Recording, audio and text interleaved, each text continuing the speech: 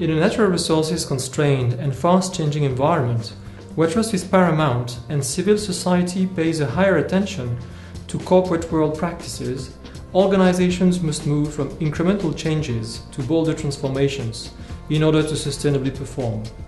Volatility and instability have become constant and stable characteristics of our economies, and it is likely to remain this way.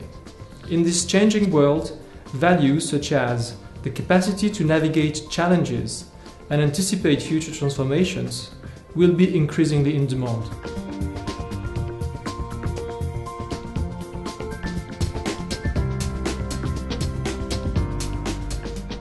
In this study, we have interviewed leaders from 33 large organizations and inquired how they reflected sustainability considerations into their strategies, business models, and operations.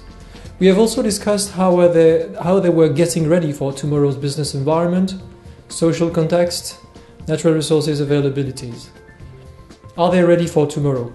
We have come up with sustainability stress tests. Those tests are there for two main reasons, two main objectives.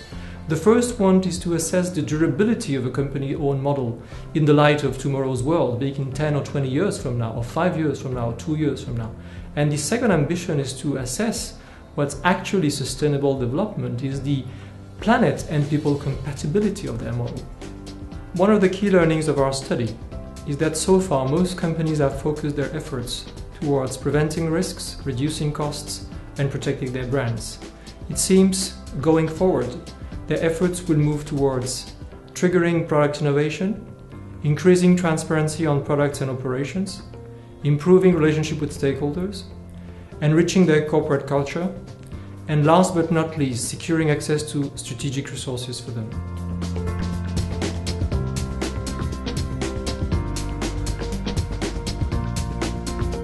Sustainability stress tests enable organizations assess their readiness for future business environments, as well as gauge the robustness of their business models as well as operating models.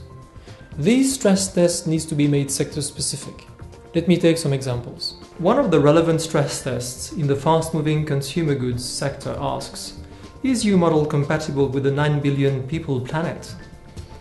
With our economies already consuming more than somehow we are entitled to consume in terms of natural resources, it may become a challenge, and it is already becoming a challenge for companies, depending upon those natural resources, to provide personal care, food, basic amenities to many.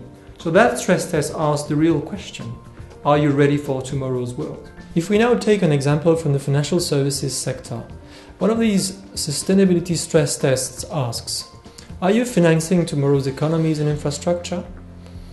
Banks have a significant impact on, say, climate change through the decisions they make in financing renewables or non-renewables sources of energy, or in funding certain types of agriculture, which in turn can lead to deforestation.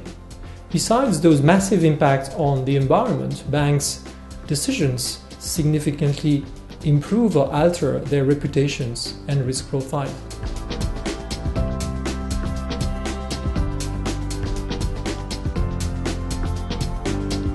As discussed earlier, key elements of a successful and genuine approach to sustainability for lasting business performance requires first to clearly establish areas of value creation.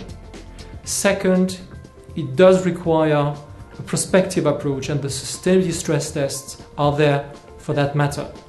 But third, one of the most difficult steps maybe is to clearly identify those areas where sustainability should be translated into actionable steps, actionable changes for the people in the organization. And this is not the easiest part at all. We have come up with a 4-layered model to describe the transformations required. Strategic level transformations, governance, operations across the value chain, and support, the enablers, the systems, the infrastructure. Another set of learnings we got from the study were the critical success factors with participating companies shared with us for successfully implementing those sustainability transformations. The first one is clearly CEO endorsement. Without such a presence since the very beginning of a program of such a magnitude, most told us there is no change for success. Another one, which followed suit, was the importance to consider sustainability as a business performance contributor and not a sheer element of responsibility or philanthropy. A third success factor for successful implementations was mentioned about the importance of having those long-term and mid-term targets for sure, but not forgetting the short-term quick wins which should deliver benefits quickly and show the directions for change. Another success factor we found was the key importance of not forgetting any of those 4 layers we discussed earlier: strategic, governance, operational, and support. A fifth critical success factor was the involvement of all their people, human resources, talent, to create that feeling of belonging, that pride, which would drive change positively. The last key success factor identified in the study deals with IT enablement. Usually what doesn't get measured doesn't get improved, and this is true for sustainability performance as well. Without systems, one cannot measure CO2 or social footprints.